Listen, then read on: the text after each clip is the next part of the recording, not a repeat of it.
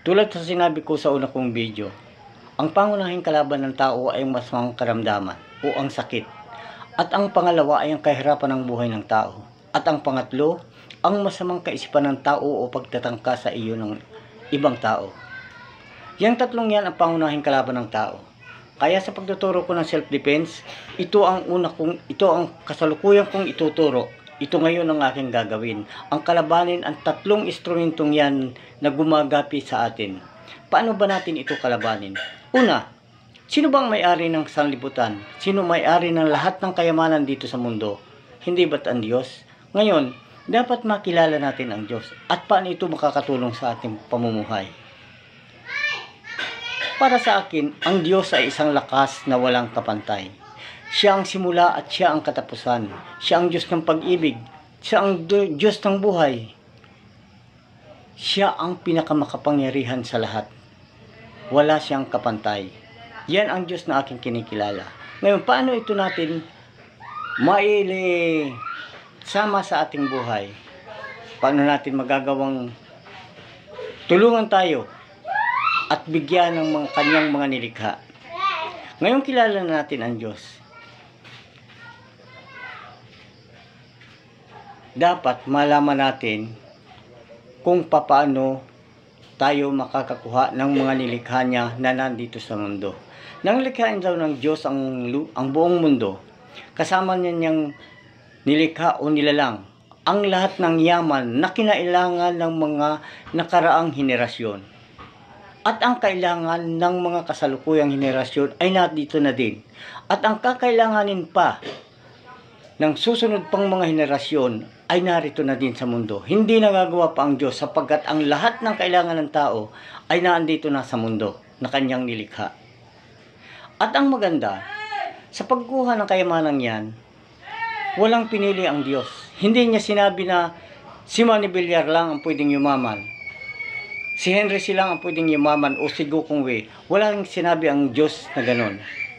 Pantay-pantay tayong lahat ng mga tao sa pagkuha ng kayamanan ng Diyos na naandito sa mundo. At ang pinakamaganda pa, walang limitasyon. Hanggang gusto mong yumaman, hanggang may pamarang kang makuha ang lahat ng yaman, hindi pinagbawal ng Diyos. Nasa sa iyo basta nasa tamang pamaraan na ayon sa kalooban ng Diyos. Ngayon, paano ba tayo magsisimula para sa ating pagpapaunlad ng ating buhay hanggang sa tayo ay umaman? Hanggang hindi ka nagsisimula, hindi ka makakapag-umpisa.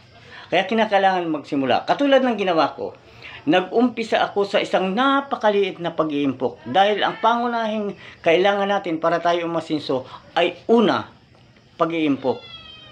Pangalawa, sipag. At pangatlo ay tiyaga. At yung ating abilidad ay dapat nating gamitin. Kaya ginawa ko, nag-impok ako. Mayroon ako dalawa ditong lagayan. Tulad ng pinakita ko sa video kahapon. Isa sa savings na hindi ko gagalawin hanggang hindi umabot ang maturity nito.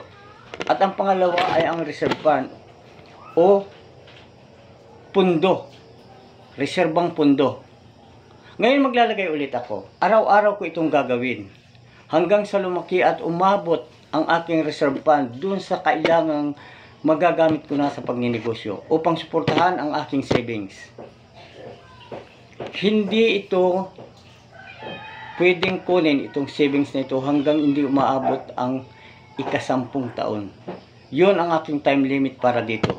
Ito ang aking pinaka-retirement fee pagdating ng panahon. Pagdating ng ako ay 72 years old na. Ngayon, maglalagay ako ng panibagong savings at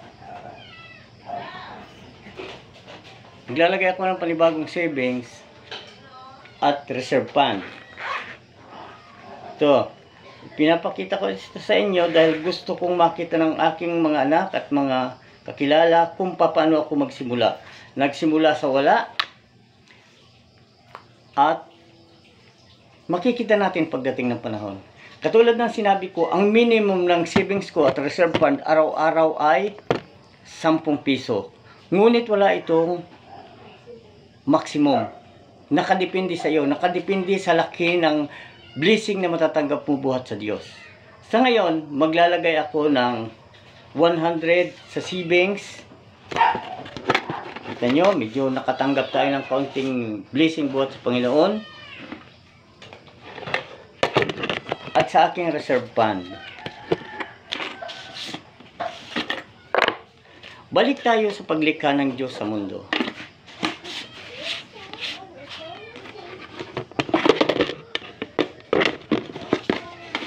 Nang nilikha ng Diyos ang mundo, narito na ang lahat ng kinailangan ng mga tao at kakailanganin pa.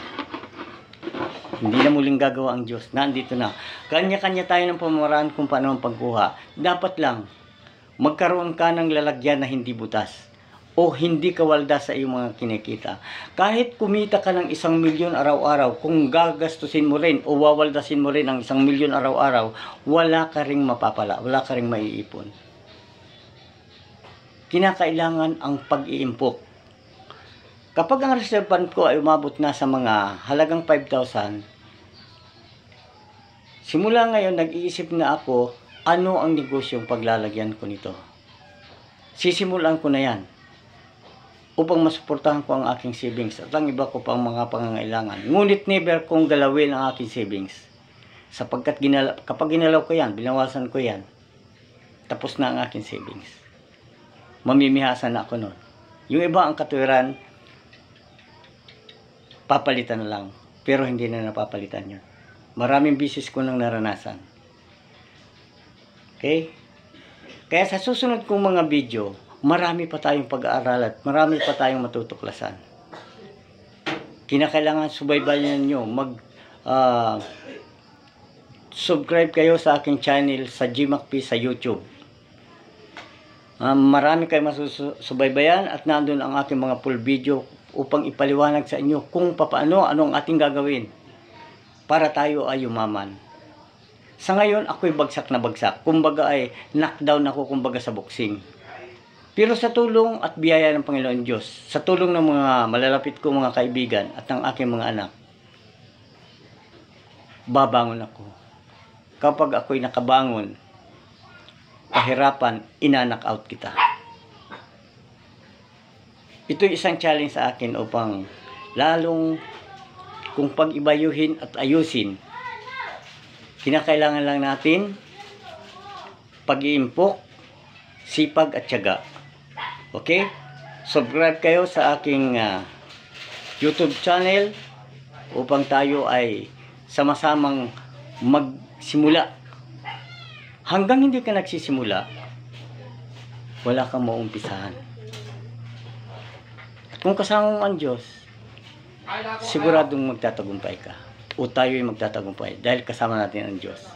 Yun lang at sa susunod na video. Maraming salamat.